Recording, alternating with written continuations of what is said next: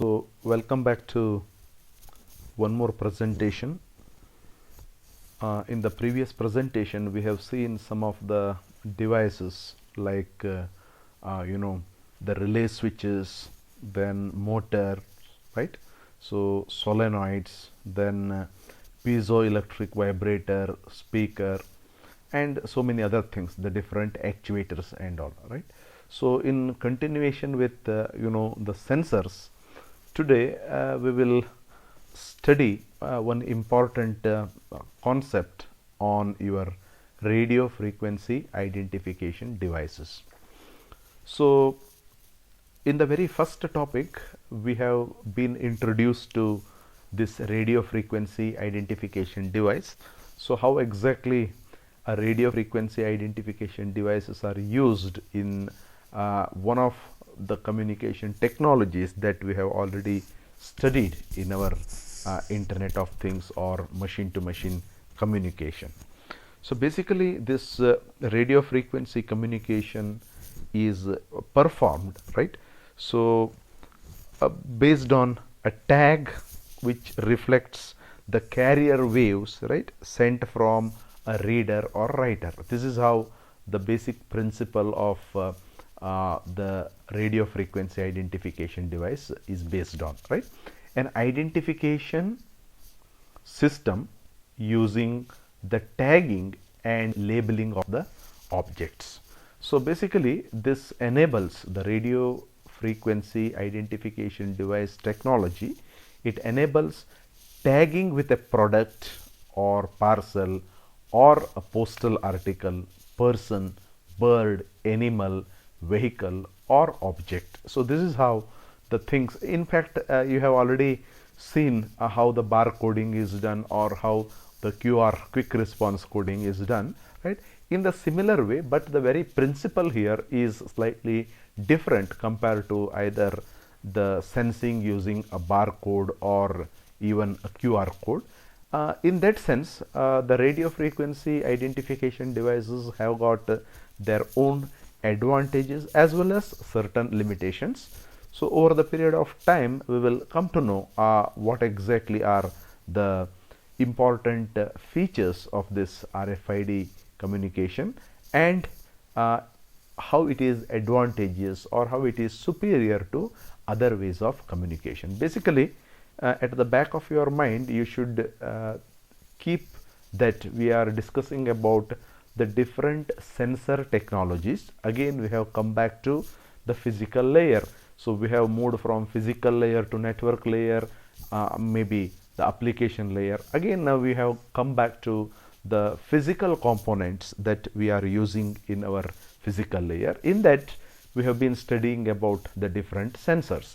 So one of the technologies in this particular arena is your radio frequency identification device. So that should be always clear to you before you proceed with these things. So now RFID technology enables tagging with a product or could be parcel or postal article, person, bird, animal, vehicle or object. When I mention about all these things, so these are very close to the practical applications or deployability of your Internet of Things. So you will have to track a product, or you will have to track a parcel. It could be a postal article. So nowadays whenever you make some the speed post or something like that, right, you keep getting the messages. You can track where exactly your parcel is located, right? So maybe a radio frequency identification device method is one of the technologies that is used there. Not necessarily that it should always use RFID, but it is one of the technologies that could be used in tracking these things, right? You can track the person, animals, birds, vehicle or object. Makes the identification feasible using a radio frequency signal.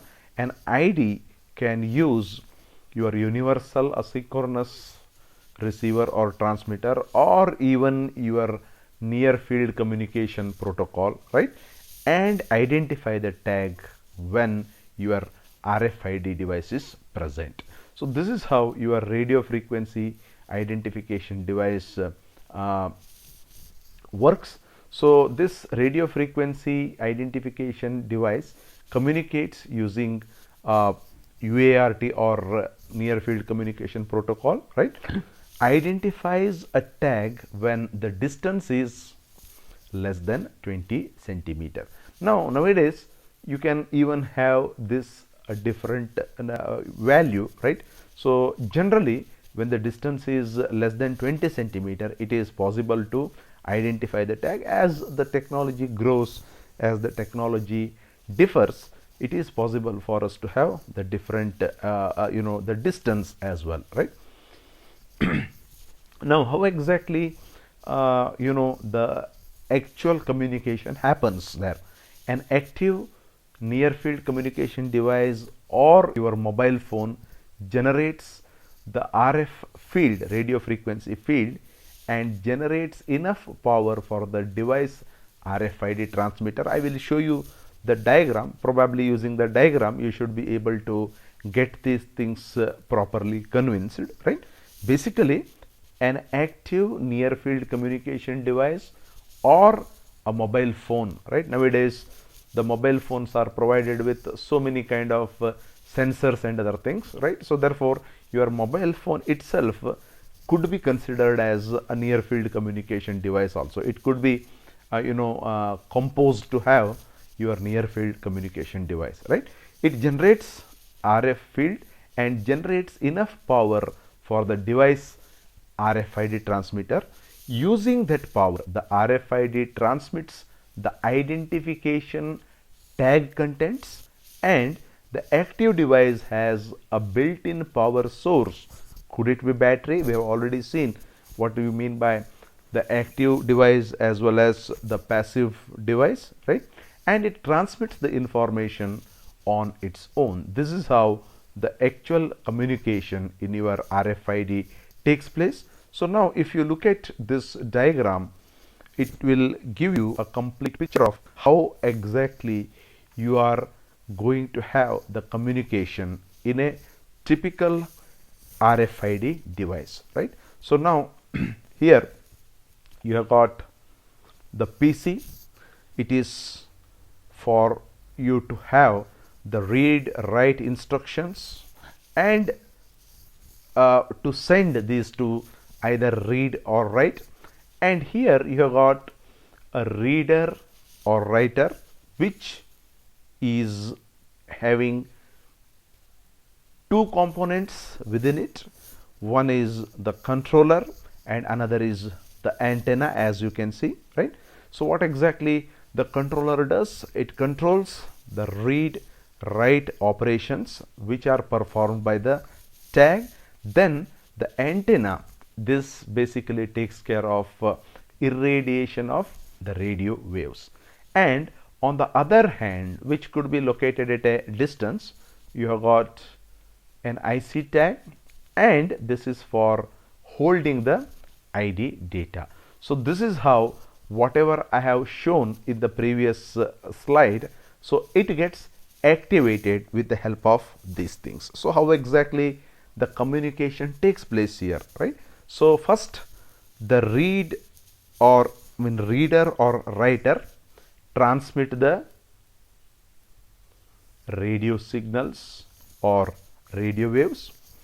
The antenna inside the IC tag. So you can see here there is an antenna. Antenna inside the IC tag receives these radio waves from either your reader or writer. This is going to be the second step here. The first step happens to be the reader or writer sending the radio waves. The antenna inside the IC tag receives the radio waves from the reader or writer. Then what happens exactly? The electric current flows through the IC, which makes the data to be converted inside the chip into the signals. This is a very important phenomena that takes place. The electric current, when upon receiving the information as the radio frequency signal. So electric current flows through the IC, which is used to convert the data in the chip into the signals. Now the signals are transmitted from the antenna, which is the electrode print on the IC tag, right. So now you can see here, this is what is the communication which takes place in the other way. These signals are transmitted from the antenna, which is the electrode printed on the tag, IC tag. Then the antenna in the reader or writer receives the signal received from IC tag.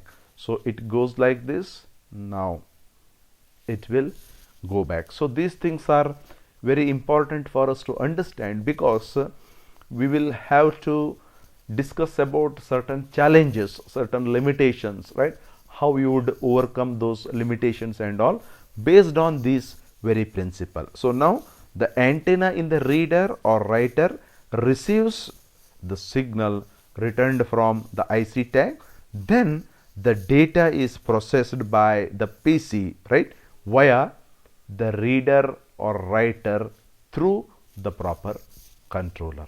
So now this gives you a complete idea, and ultimately whatever the information that you are supposed to track, that is made available here. This is how the entire communication in your radio frequency identification device takes place, right. So now if you look at this,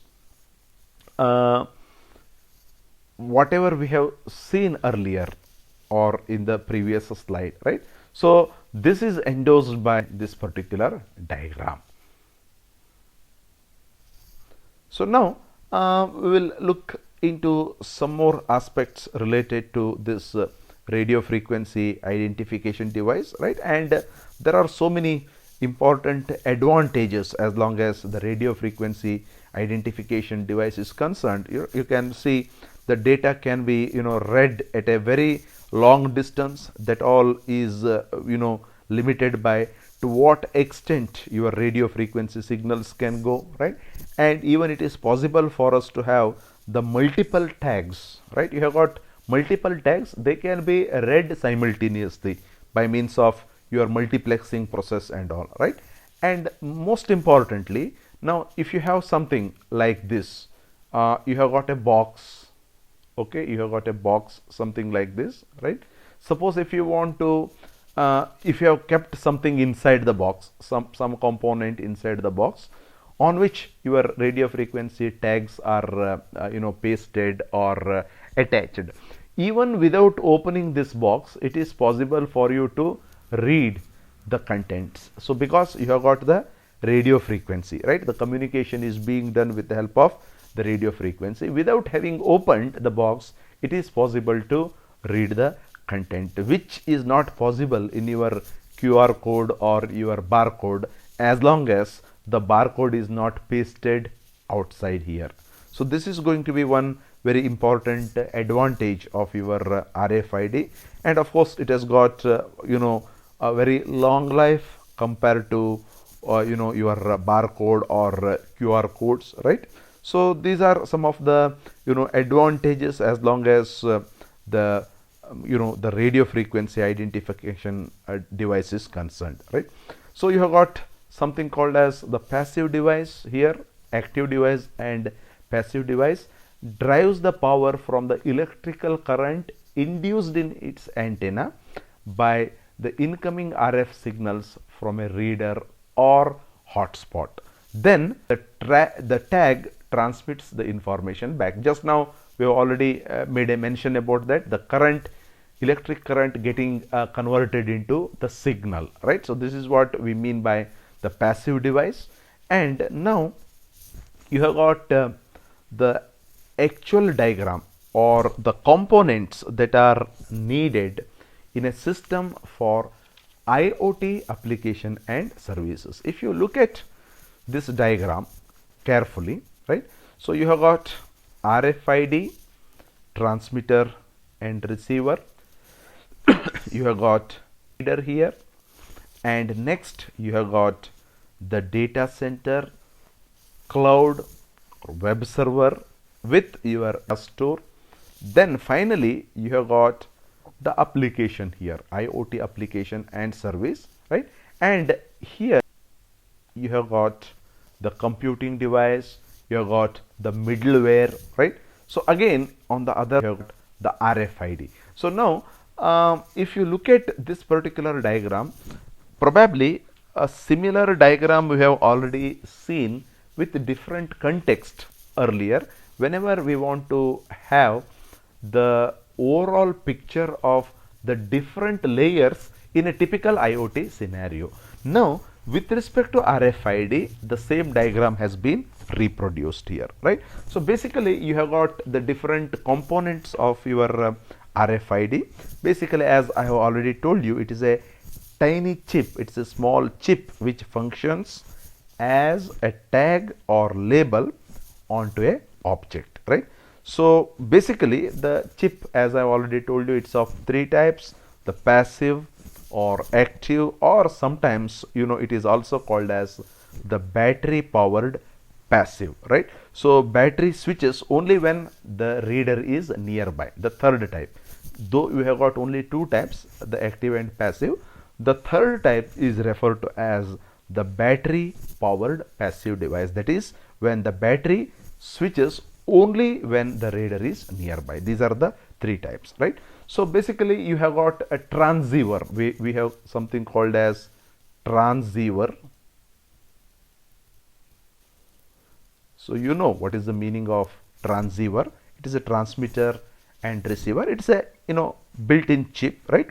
Generally it communicates in the range of about 10 centimeter to 200 centimeter. Nowadays, with the advent in the technologies, with the advent in the the different fields related to it, you may have these values different, right? So generally it is between 10 centimeter to 200 centimeter according to the type of the chip, right?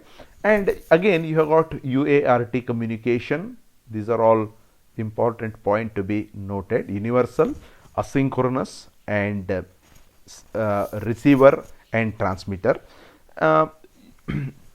Maybe using an RF link or using a near field communication device, as I have already told you, right? Standard frequency range, it is again it is between 120 kilohertz to 150 kilohertz, 13.56 megahertz, 433 megahertz. These are the standard values, right? So again you have got the low frequency, mid frequency, and ultra high frequency ranges, microwave frequencies and other things. Anyway, we will not much worry about these typical values, right? So these RFID signals, they are available with a variety of frequency ranges as applicable to the different types that are used, right?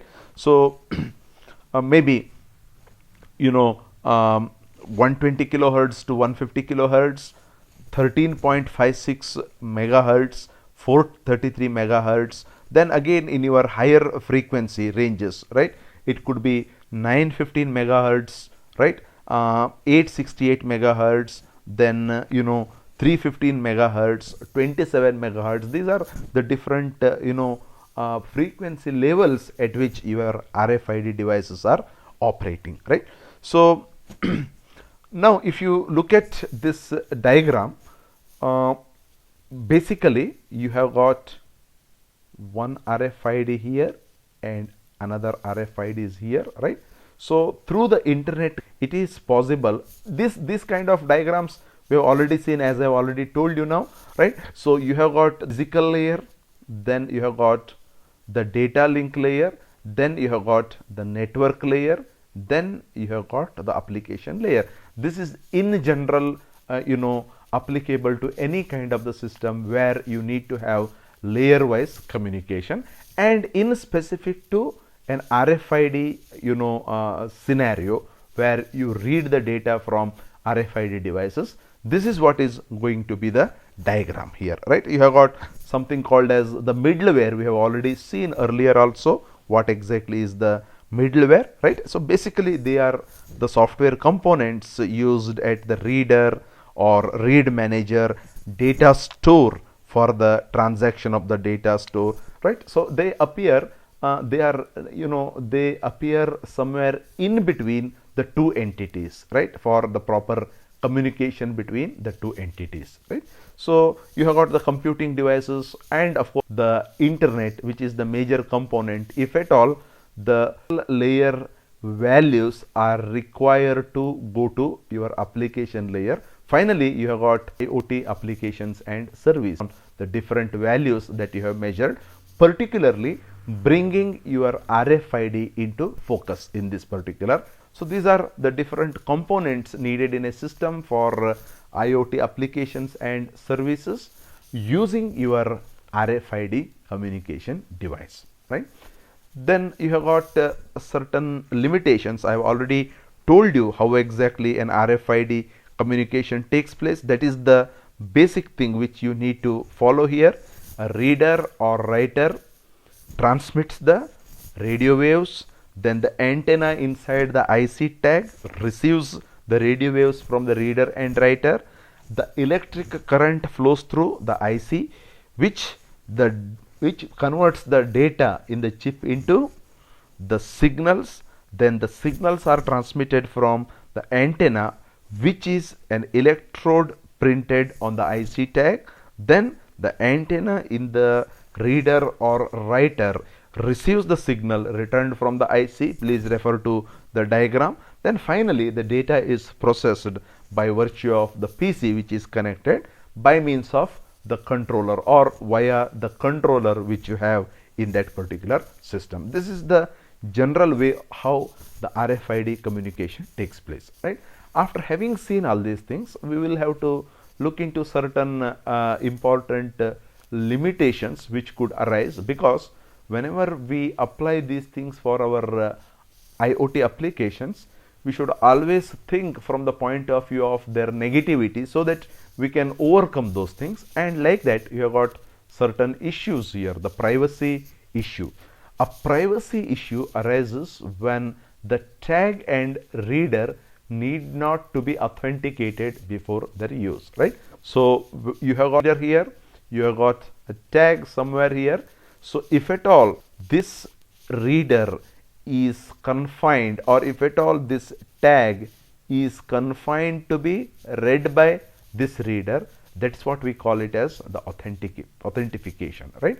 So before you establish the communication between the reader and the tag, if it is to be authenticated, then the privacy issues will not come into picture, right? Otherwise you will have all these issues coming. Full implementation of the privacy and security needs the data processing at the tag and the reader with the access encryption and authentication algorithms. So many the algorithms and other things are to be written there to make sure that the proper authentication takes place.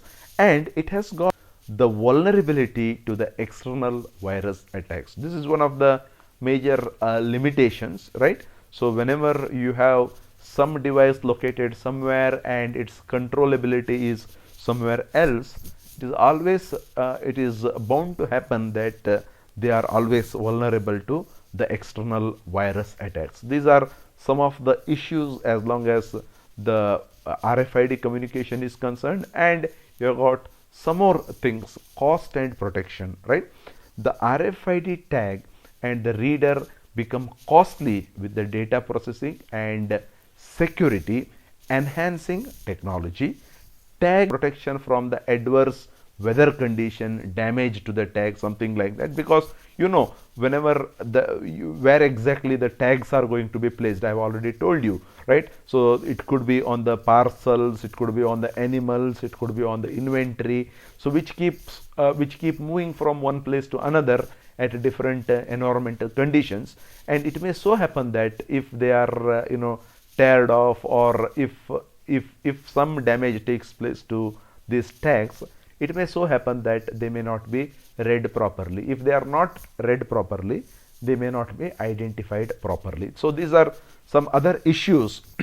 The tags need the protection from the adverse weather conditions, right? Or they also need the protection from being damaged from the different environmental conditions. So then the next thing is recycling and active life issues. Recycling of the tags is an environmental concern.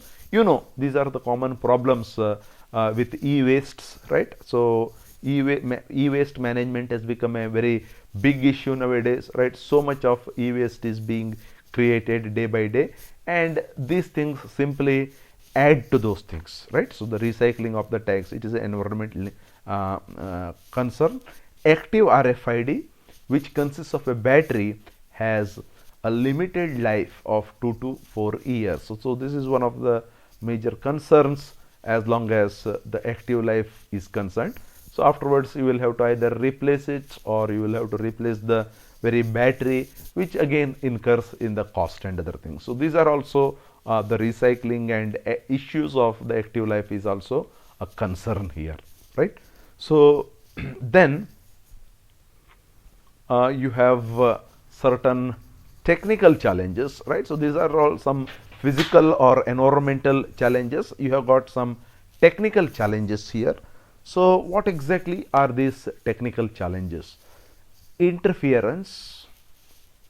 When an organization uses number of wireless systems, the RFID hotspot is also a wireless installation. There could be the interference among the different frequencies used in the different systems. So this is quite a common problem, right? We have already seen this type of problem earlier also, right? So when you have the systems with different frequency, especially when we discussed about the Wi-Fi, right? We come across this kind of issues, right? When you operate the systems of the similar frequency for different purpose, then there could be interferences.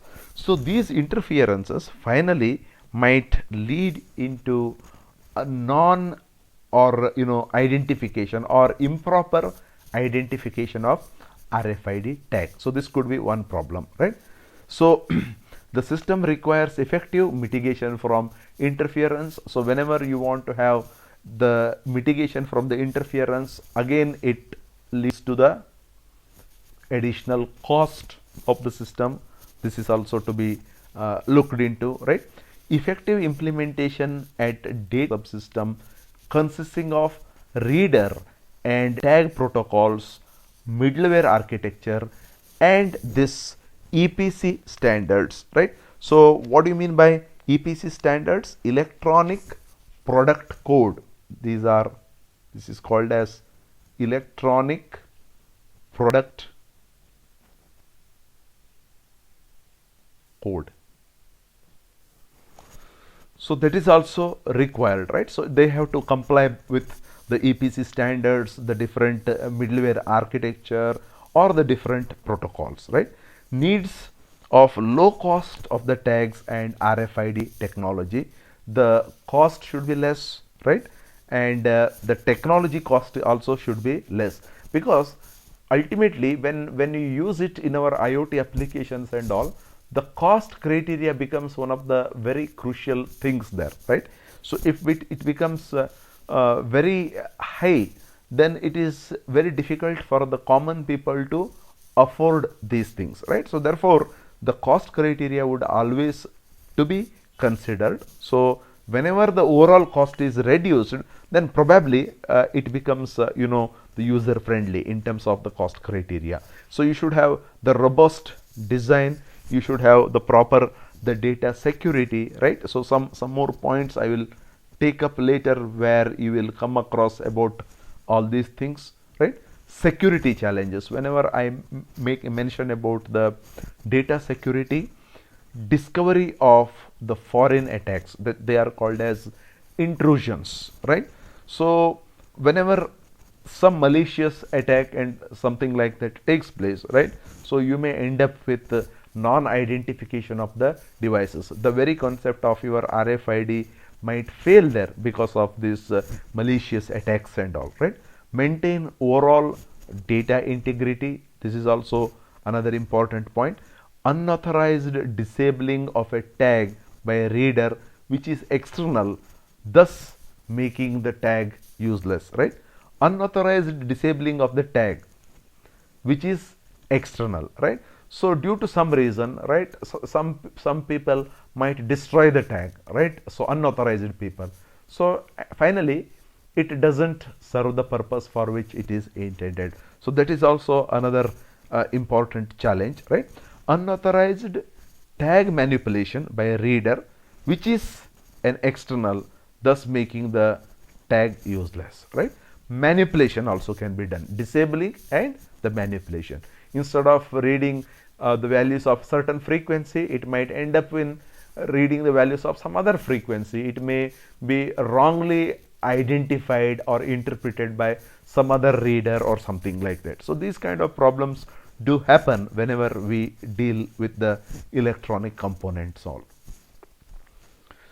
Then we have cloning of the tag by unauthorized entity. So this is generally in our Indian scenario, we generally do not come across these problems quite frequently. They are very rare, but especially when you go to some developed countries, so there have been a lot of sophisticated robbery issues and all, right? So probably this is one kind of thing which you can observe, right? Cloning of the tag by unauthorized entity, right? So you just clone the tag such that from your system it is possible for you to identify it, and you may divert the entire system as per your will and wish, right? So that is another problem.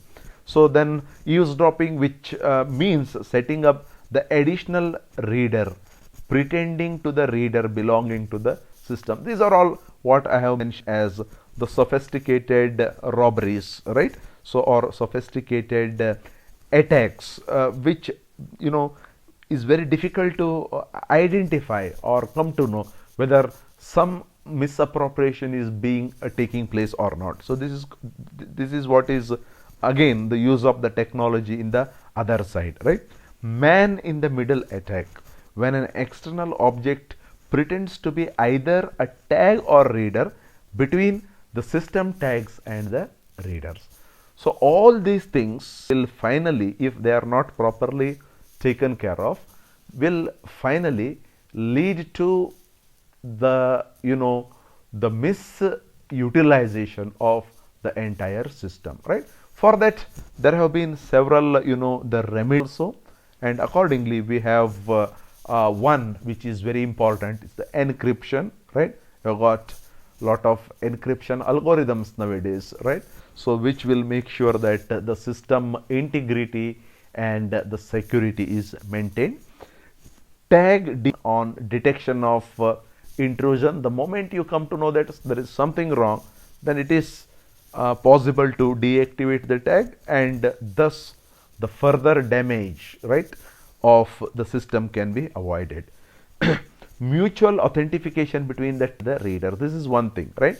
So before you start connecting a tag with respect to a reader, the mutual authentication. So this is one system which can definitely overcome so many problems which I have made a mention now, right? Detection of the tag owner, right?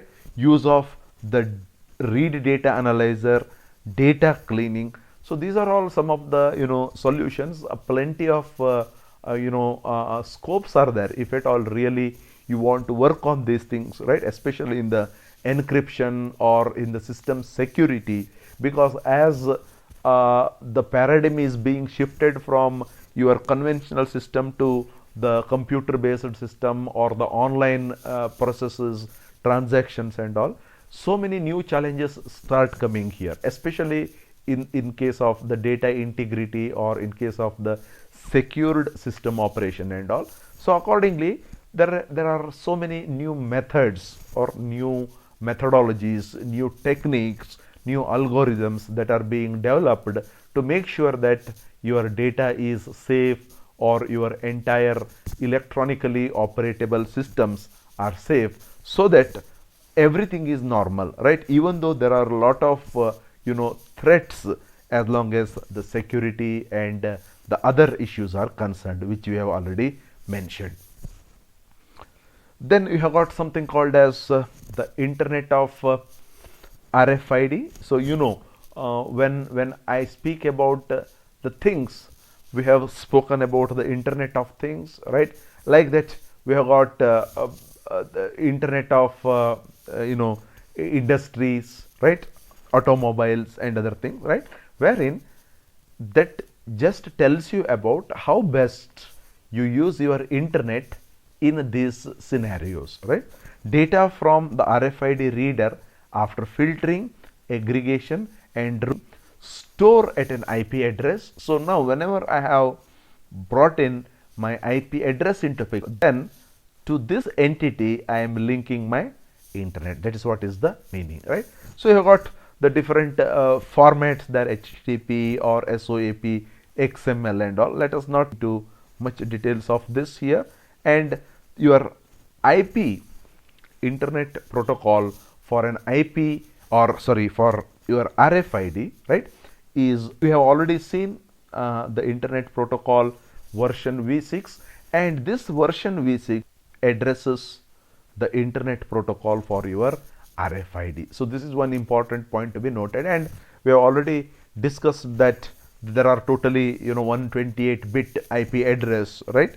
So there are the secured IPv6 uses cryptographically generated addresses and all. Let us not move into these details. Now whenever we use your internet for your RFID, radio frequency identification device, which internet protocol that is used is, that is your IPv6. So I think that is more than enough. Well, let us not go into further details here. So this is also not required. Web of Things, it is not there in your curriculum, right? So these are some of the things as long as the RFID communication is concerned, right? So basically here we are into the discussion of the RFID as a sensor, right? How exactly the RFID communication takes place. In a nutshell, we have already seen in our the first unit, right? But here the detailed way of the RFID communication as a sensor, and how exactly your overall scenario in IoT paradigm, it can be seen from the point of view of your RFID, right? Basically you have got a reader or writer, then you have got an antenna, then you have got a tag, then you have got your PC with the help of proper controller and all. So you send the information to as a radio frequency signal, and again in the radio frequency signal you have got the ranges in the frequency signal, lower frequency ranges, middle, then your high frequency signals and all, and accordingly there are different values of the frequencies assigned at these different levels, right? So finally, what is important in our RFID communication is that the data can be read at a long distance also. Multiple tags can be read at once. This is another important advantage, and very important thing is that the data can be read even from the outside the box without the need to open the box, right? Because you are using a radio frequency signal. It has got long life, right? Then you can have the different applications your RFID communication is concerned, right? You can use it for your inventory management, right? You can use it for searching the goods, right? And you can use it for having the incoming and outgoing records, right?